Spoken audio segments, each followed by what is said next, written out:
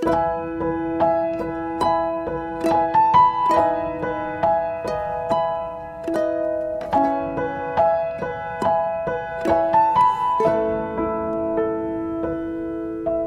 baik.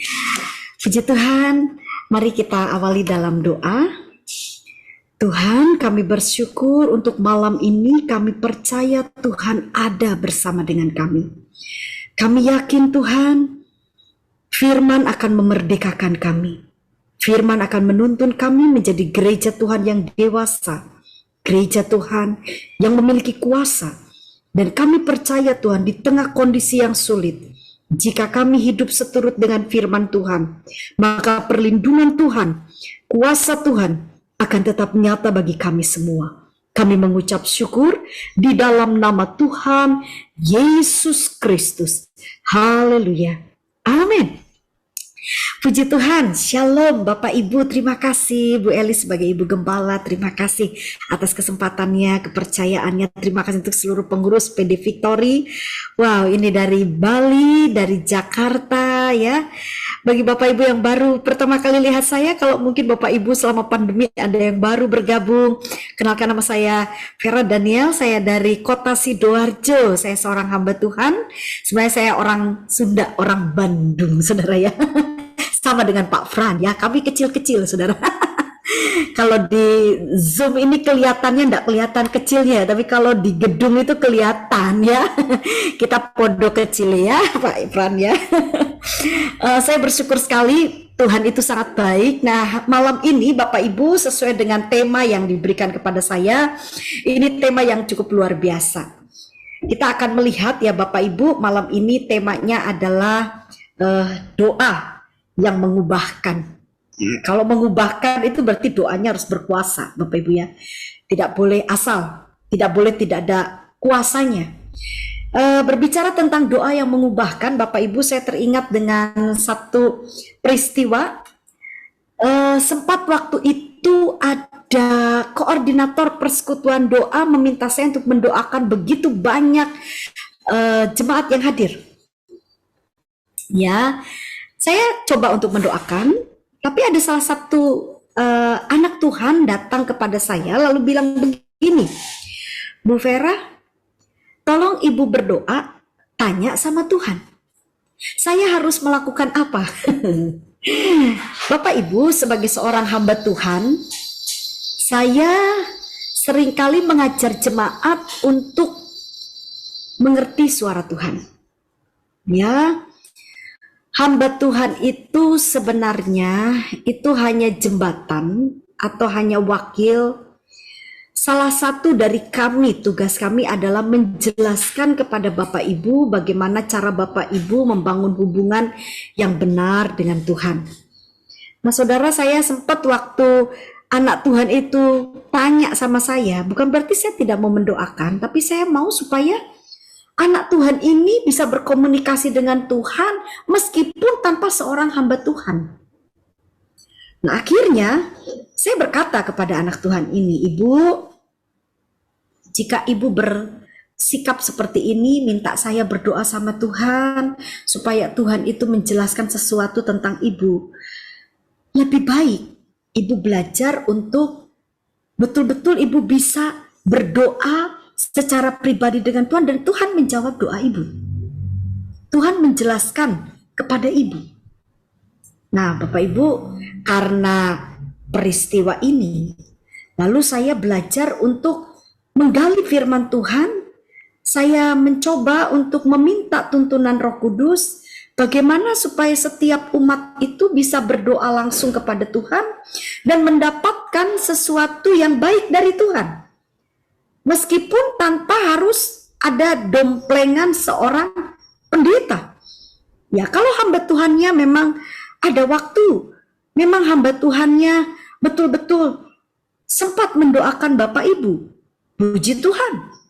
Tapi berapa banyak hamba-hamba Tuhan yang saat-saat ini cukup bekerja keras Bapak Ibu. Waktu mereka sangat terbatas karena bagaimanapun juga mereka masih punya keluarga, mereka masih punya pelayanan di sidang jemaat lokal masing-masing, sehingga tidak punya waktu yang begitu lama untuk satu persatu ya didoakan, lalu diminta, karena Bapak Ibu untuk kita mengerti suara Tuhan, kehendak Tuhan itu enggak bisa celespeng begitu ya.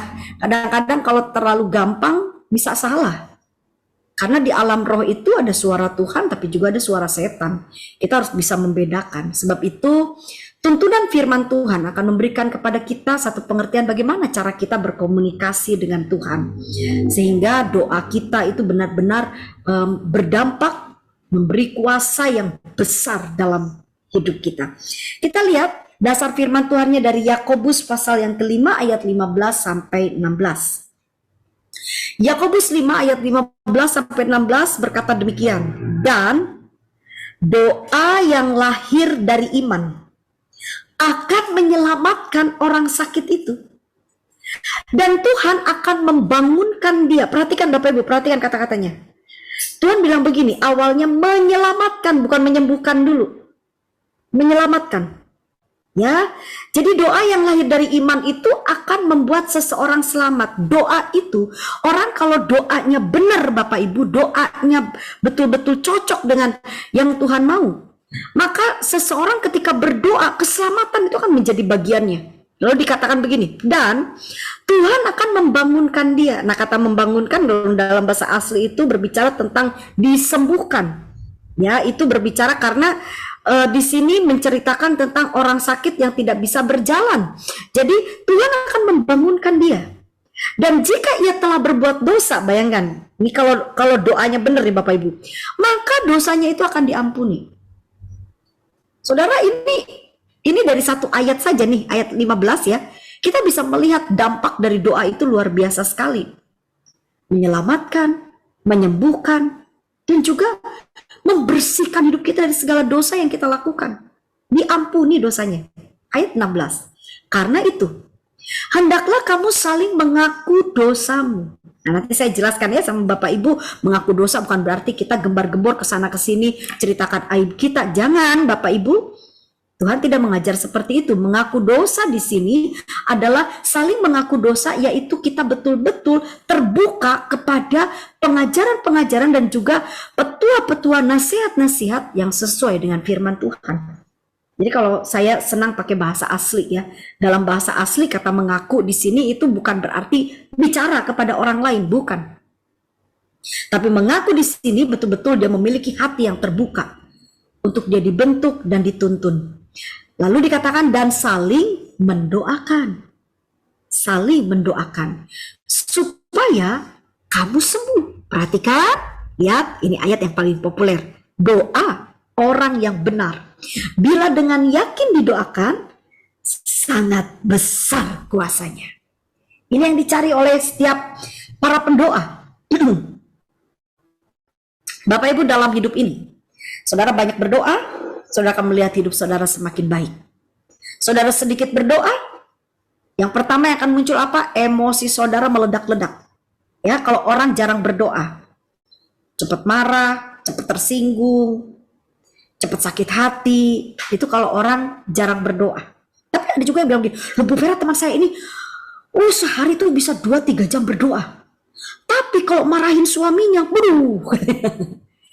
Nah, saya bilang berarti doanya ada yang salah. Salah. Karena kalau doa yang betul-betul ketemu Tuhan, itu akan mengubah karakternya. Makanya dikatakan dia akan mengalami keselamatan.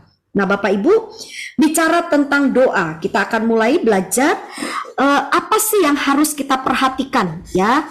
Kalau saya dengan Bapak Ibu betul-betul menginginkan satu kehendak Tuhan dalam hidup kita, atau doa kita didengar oleh Tuhan, maka saudara harus memperhatikan hal ini. Hal yang perlu diperhatikan saat berdoa. Nah, ini tuntunan saya kepada banyak umat ketika mereka mulai berkata, Bu Vera, gimana sih caranya supaya doa saya ini penuh kuasa? Waktu saya berdoa itu ada kuasa Tuhan terjadi dalam hidup saya. Oke? Mari kita bahas bersama-sama ya. Simak ayatnya tidak akan lepas dari yang kita baca, yaitu Yakobus 5 ayat 15 sampai 16. Ini yang menjadi satu statement kita untuk belajar seperti apakah doa yang berkenan kepada Tuhan. Nah, Bapak Ibu, yang pertama kita lihat ya di ayat 15 ini, doa yang lahir dari iman. Ini, kalau Bapak Ibu berdoa, saudara mau doa, saudara mengubah atau berdampak, ada kuasanya, maka doa Bapak Ibu harus lahir dari iman. Itu yang pertama. Oke, kita masuk poin yang pertama. Yang harus Bapak Ibu mengerti, doanya harus lahir dari iman. Maksudnya apa, Bu Vera? Ya harus punya iman. Orang berdoa harus punya iman. Tapi iman yang seperti apa? Bukan iman yang ngawur, Bapak Ibu ya. Bukan iman yang seenak, pokoknya aku percaya. Percaya yang seperti apa? Firman Tuhan jelas sekali mengajar kepada kita di dalam Roma pasal yang ke-10 ayat yang ke-12, 17. Roma 10 ayat 17 dikatakan demikian. Jadi iman timbul dari pendengaran, dan pendengaran akan firman Tuhan. Bapak Ibu, yang saya alami dan yang saya lihat dari rekan-rekan hamba-hamba Tuhan yang sungguh-sungguh mempelajari firman Tuhan itu akan membentuk seseorang menjadi berohani. Itu firman Tuhan itu membentuk seseorang untuk menjadi orang yang berohani. Jadi kalau ada orang yang katanya dia seorang yang suka membaca firman, atau dia yang suka meneliti firman Tuhan, tapi kalau hidupnya keduniawian, maaf, ada yang salah. Jadi firman Tuhan Bapak Ibu, itu akan mendidik saya dengan Bapak Ibu untuk menjadi orang yang betul-betul memiliki sikap, hati, dan pikiran seperti Kristus. Apakah Bapak Ibu pernah melihat Tuhan Yesus di dalam Alkitab dijelaskan kalau Tuhan Yesus itu sukanya matre? Tuhan Yesus suka glamor? Coba Bapak Ibu lihat. Ya, orang yang penuh dengan firman, dia akan hidup mencerminkan seseorang yang berohani.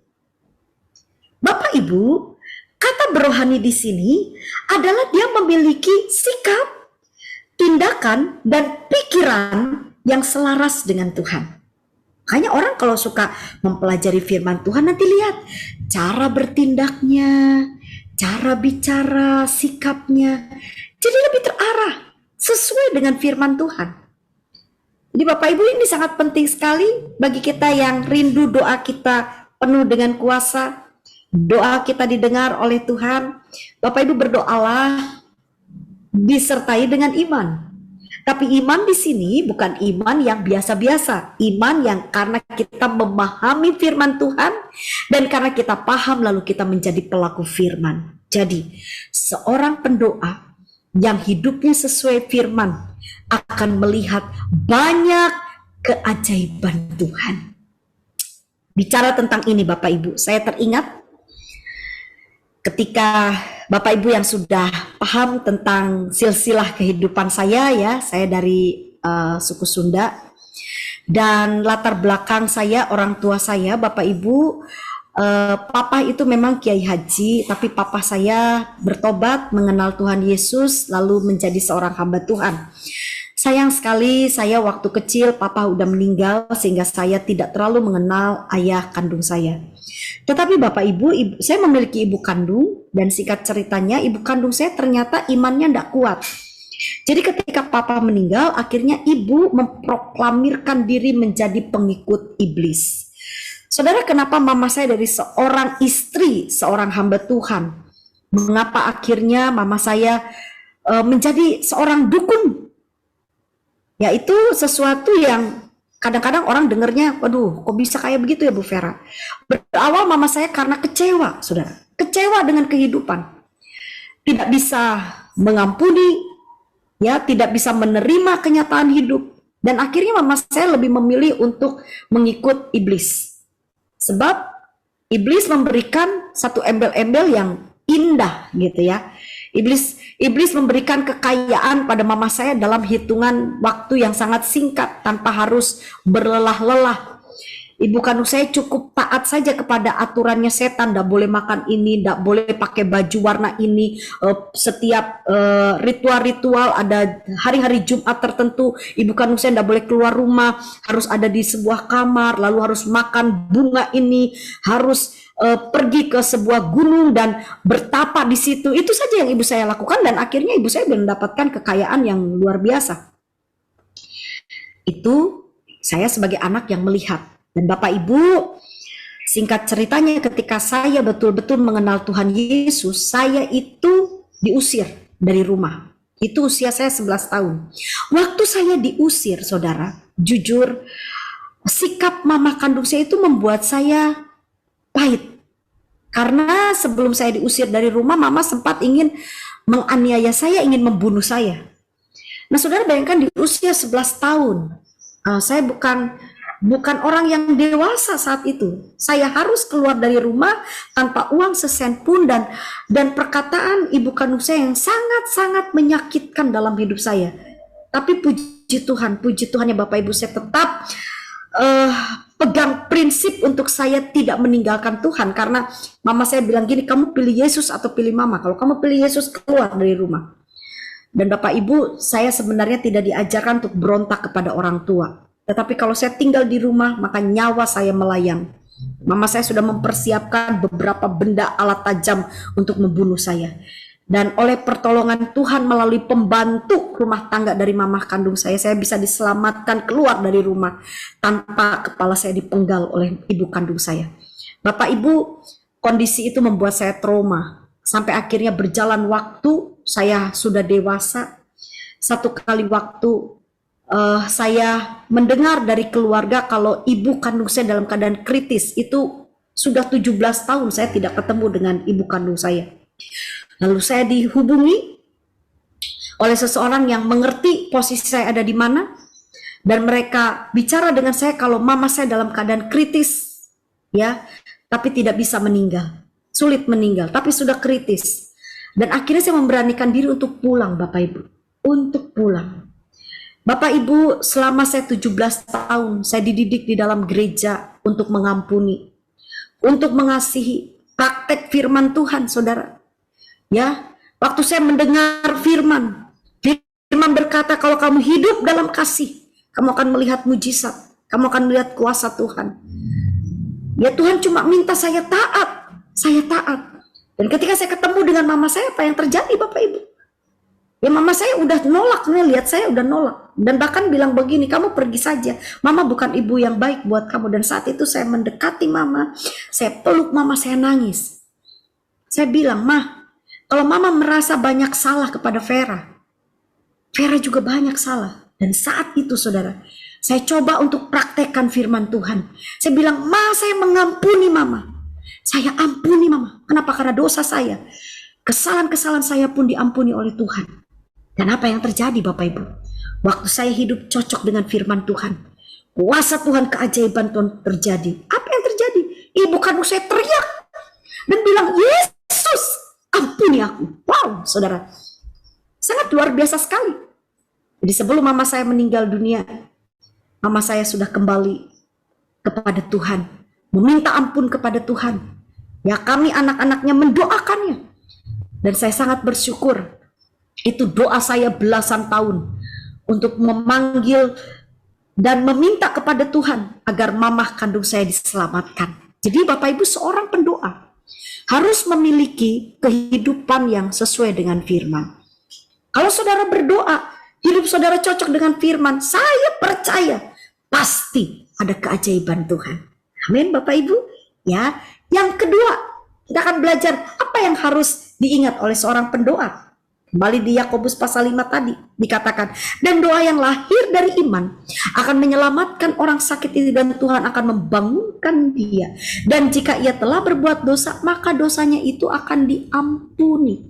Nah, ayat 16 Bapak Ibu lihat, karena itu hendaklah kamu saling mengaku.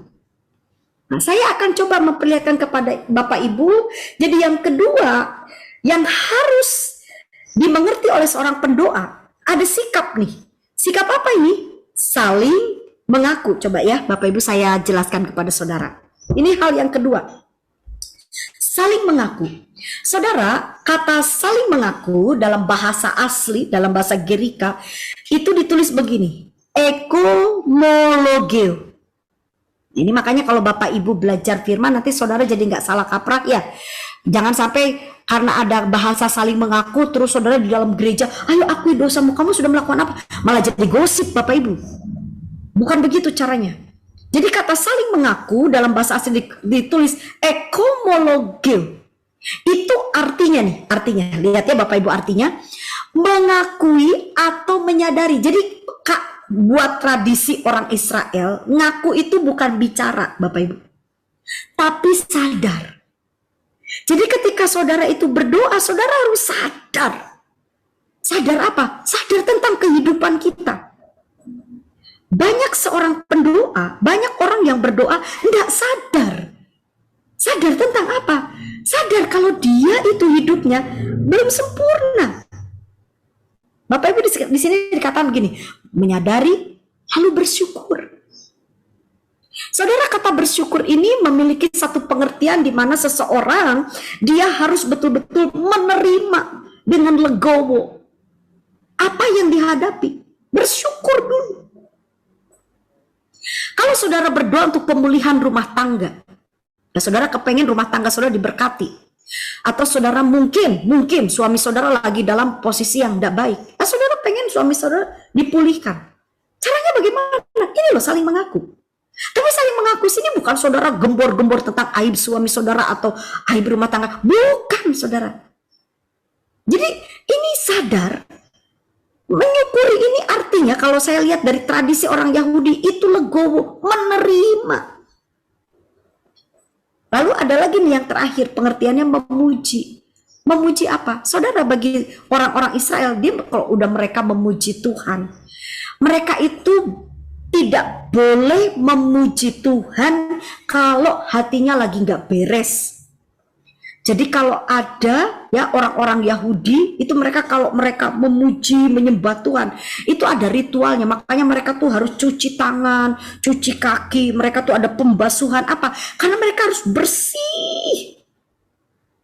Lalu Tuhan katakan begini, kalau zaman dulu ya ada kalau pembersihan bagi anak laki-laki itu disunat.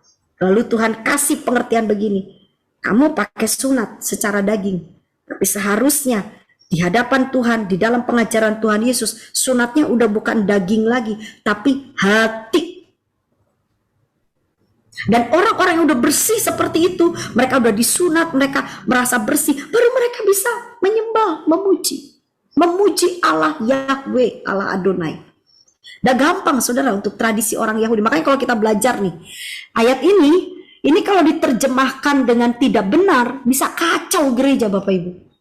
Ada seorang konselor, dia nggak ngerti arti ayat ini. Lalu bilang, ayat ini bilang, kalau kamu mau, kamu diampuni dosamu, kamu harus saling mengaku. Ya wis, kamu dosa apa selama ini?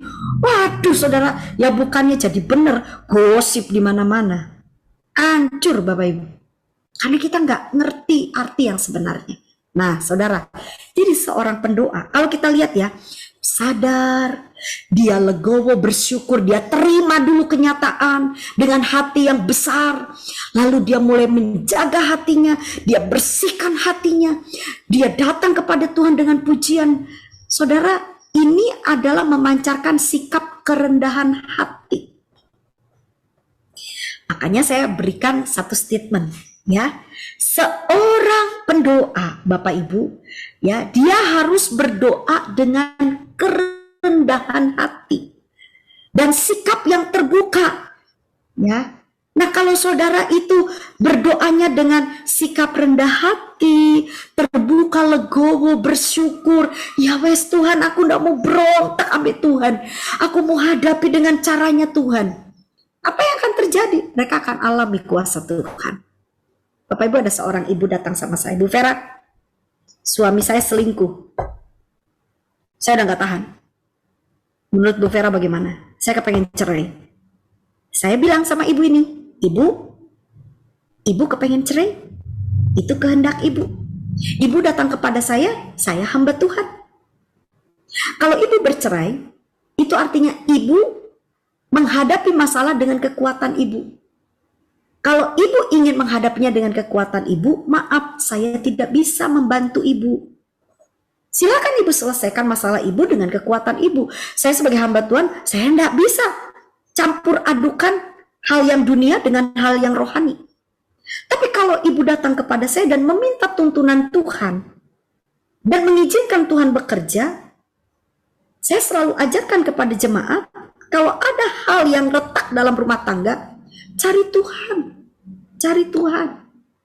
Kita itu, ya, khusus para wanita, para istri, kita ini Bapak Ibu, ketika menikah, posisi kita atau label kita ini seorang penolong. Kalau memang kita penolong, kalau suami kita lagi dalam jalannya salah, jangan ditinggal. Kalau ditinggal ya tambah, suami kita nggak bisa ditolong Bapak Ibu. Ya maaf ya Bapak Ibu, ini ajaran yang saya pelajari dari firman Tuhan. Bercerai tidak menyelesaikan masalah.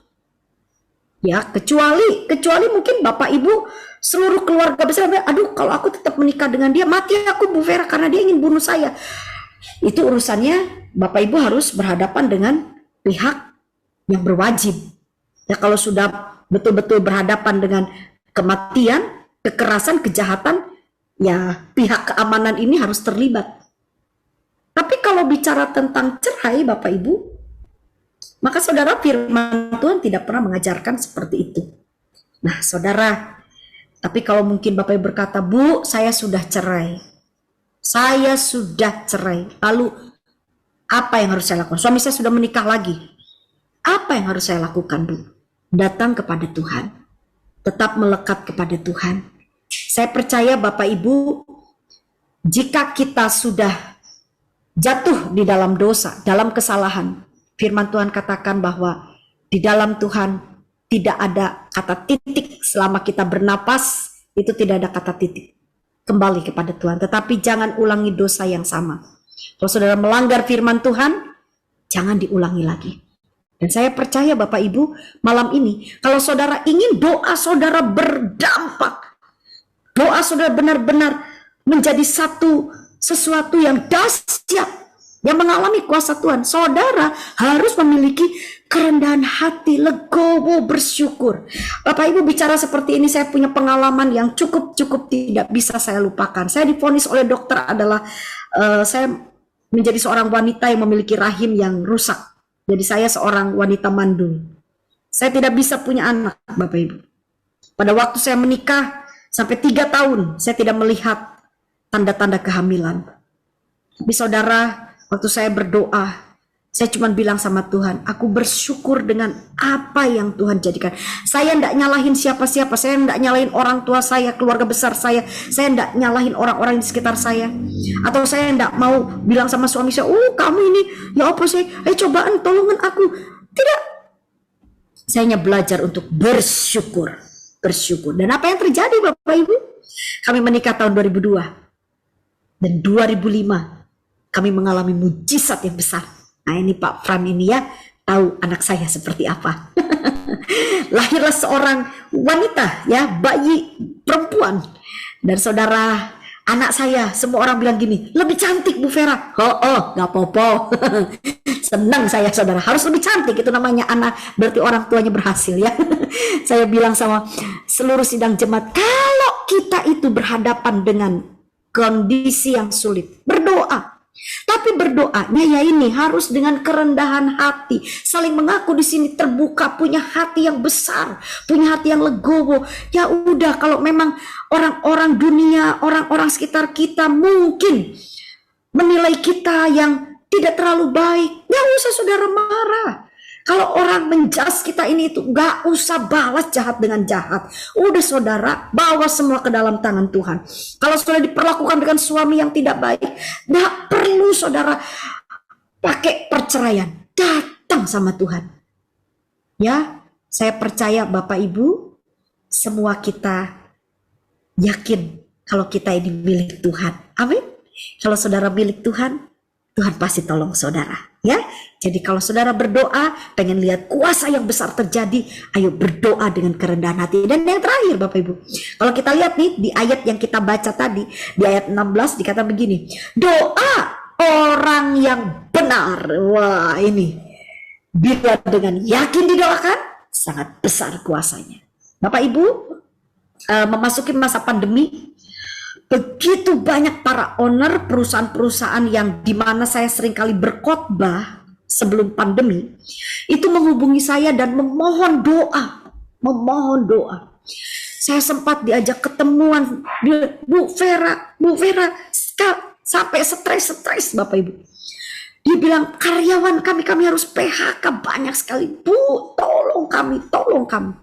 Saudara jujur ya, saya ini hamba Tuhan. Nggak pernah lihat uang M-an. Yang saya tahu M itu ember, saudara. Lalu ini para pengusaha itu datang ambil saya, Bu, kami kelilit hutang nih gara-gara pandemi.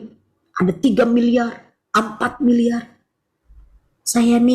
Lalu saya ditanya gini sama mereka, Bu Vera, apa yang harus kami lakukan? Kalau kami tidak membayar ini tagihan-tagihan, kami dipenjara, Bu. Bu Vera, tolong saya. Saya garuk-garuk mereka yang dalam kondisi tidak baik. Aku nih hambamu, aku percaya sama Tuhan. Kalau Tuhan itu sanggup menolong, sebagai seorang hamba Tuhan, saya harus bangkitkan iman saya. Nah saudara, kalau saudara seorang yang suka berdoa menolong orang lain supaya mereka ditolong Tuhan, apa yang harus kita perhatikan? Ini poin yang ketiga, coba Bapak Ibu lihat dengan baik ya. Ini dikatakan begini, jadi dibilang doa orang benar, doa orang yang benar. Jadi kalau saudara doa sudah didengar oleh Tuhan, berdampak penuh kuasa, saya dengan saudara harus hidup dalam kebenaran. Jadi poin yang ketiga, yaitu kita harus hidup benar Bapak Ibu. Nah coba perhatikan, kata benar dalam bahasa asli, supaya saudara tidak salah menilai ya. Kata benar dalam bahasa Gerika itu ditulis dikaios. Apa arti dikaios? Saya perlihatkan kepada Bapak Ibu, ini artinya dikaios, ya artinya adalah karakter atau tindakan yang benar di mata Tuhan atau sikap yang jujur. Bapak Ibu, waktu saya diperhadapkan dengan para pengusaha-pengusaha yang kelilit hutang miliaran dan mereka sudah tidak punya uang, mereka bingung harus bagaimana, lalu undang saya untuk berdoa, minta pertolongan Tuhan. Saya harus memiliki sikap yang benar di hadapan Tuhan. Saya heran saudara ya, ada beberapa jemaat, itu jujur aja Bapak Ibu, ada beberapa anggota gereja datang kepada saya dan berkata, Bu Vera, saya kecewa dengan beberapa hamba Tuhan. Saya bilang, kenapa? Jadi pada waktu mereka didoakan supaya bisnisnya itu tidak sampai anjlok, saudara, hamba-hamba Tuhan ini dengan hal-hal jasmani. Kalau ada seorang hamba Tuhan, ketika saudara minta doa kepada hamba Tuhan itu dan hamba Tuhan itu malah meminta apa yang saudara miliki, itu saya jadi heran Bapak Ibu. Karena bagi saya, saudara jujur aja, kalau dia memberi uang kepada si pendeta itu kan buat pendetanya, bukan buat Tuhan. Lalu pendetanya akan bilang begini, ini kan menguji hatimu. Kalau kamu bisa memberi kepada saya sebagai pendeta, oh Tuhan akan lihat sikap hatimu. Hei, siapa dia? Seharusnya seorang hamba Tuhan ketika salah seorang anak Tuhan itu dalam terpuruk secara ekonomi, harusnya seorang hamba Tuhan datang kepada Tuhan, dampingi itu si anak Tuhan itu, dan ajari dia untuk hidup dalam kebenaran. Bagaimana supaya dia benar di mata Tuhan? Bapak Ibu, mari. Kebenaran itu tidak ditutupi dengan hal-hal yang tidak benar. Ya, saya dapat masukan dari banyak sekali rekan-rekan hamba-hamba Tuhan yang berkata, di masa pandemi kelihatan mana hamba Tuhan yang sungguh-sungguh takut Tuhan, mana hamba Tuhan yang mata duitan. Saudara, mereka udah mulai pakai segala cara hanya untuk supaya mereka meraih rezeki. Saya bilang pelayanan bukan untuk mencari keuntungan. Pelayanan untuk mencari Tuhan, dia sumber hidup kita. Cara Tuhan memberkati kita, itu bukan urusan kita. Kita hanya belajar untuk taat dan taat. Jadi Bapak Ibu, orang benar adalah dia memiliki sikap atau tindakan yang benar di di mata Tuhan. Saya memiliki satu statement, ya, saudara bisa lihat.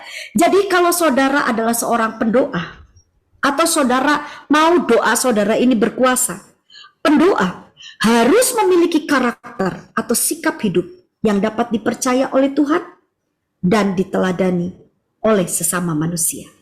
Jadi Bapak Ibu, kalau saya dengan saudara berdoa dengan cara yang benar seperti ini, ya, ini 3 hal tadi ya saya jelaskan kepada Bapak Ibu. Doa itu harus betul-betul saudara punya iman, saudara harus hidup sesuai firman. Doa itu harus saudara lakukan dengan apa? Dengan kerendahan hati. Kalau saudara berdoa dengan kesombongan, saudara berdoa dengan keangkuhan diri, doa saudara tidak akan berdampak. Hati-hati kalau saya berkata, Bu Vera, tapi meskipun begitu saya didengar Tuhan kok. Hati-hati Bapak Ibu, karena di dalam alam roh selain ada Tuhan, ada juga iblis. Dan saya percaya malam ini saudara, mari kita buka hati kita kepada Tuhan. Kalau saya dengan Bapak Ibu sungguh-sungguh berdoa dengan cara yang benar sesuai firman Tuhan, saya percaya saudara akan melihat mujizat Tuhan. Kalau Tuhan tolong saya, Tuhan pasti tolong saudara. Ya, saudara, begitu banyak hal yang terjadi dalam hidup, dan saya ingin saksikan kepada Bapak Ibu dengan satu kalimat. Para pengusaha yang kelilit hutang miliaran dalam waktu di secara logika 1 tahun 2 tahun gak mungkin selesai hutang-hutangnya ke bank. Waktu saya ajak berdoa, waktu saya bimbing mereka untuk hidup dalam kebenaran, tetap takut Tuhan, tetap percaya kepada Tuhan. Saya bilang sama mereka, banyak berdoa Bu, terus renungkan firman Tuhan. Saya juga di rumah terus bawa dalam doa. Apa yang terjadi? Hanya hitungan bulan saudara. Sampai saya itu juga terharu Bapak Ibu. Ya, saya cuma bilang, kalau sudah selesai hutangnya, Bapak Ibu enggak usah cari saya. Saudara, pokoknya yang pasti dengar-dengaran sama Tuhan. Doa saya menyertai. Saya senang Bapak Ibu. Saya senang sebagai hamba Tuhan. Karena ternyata doa orang benar besar kuasanya. Saudara punya masalah apa? Ayo berdoa dengan cara yang benar. Saya percaya saudara kita akan melihat mujizat dan kuasa Tuhan. Amin. Mari Bapak Ibu kita berdoa. Tuhan, kami percaya renungan firman, kebenaran firman-Mu malam ini memerdekakan kami untuk kami menjadi seorang pendoa yang benar di mata Tuhan. Dan kami percaya pada saat kami berdoa dengan caranya Tuhan, kami akan melihat kuasa Tuhan, kami akan melihat mujizat Tuhan, dan kami akan melihat pertolongan Tuhan yang ajaib nyata atas kami semua.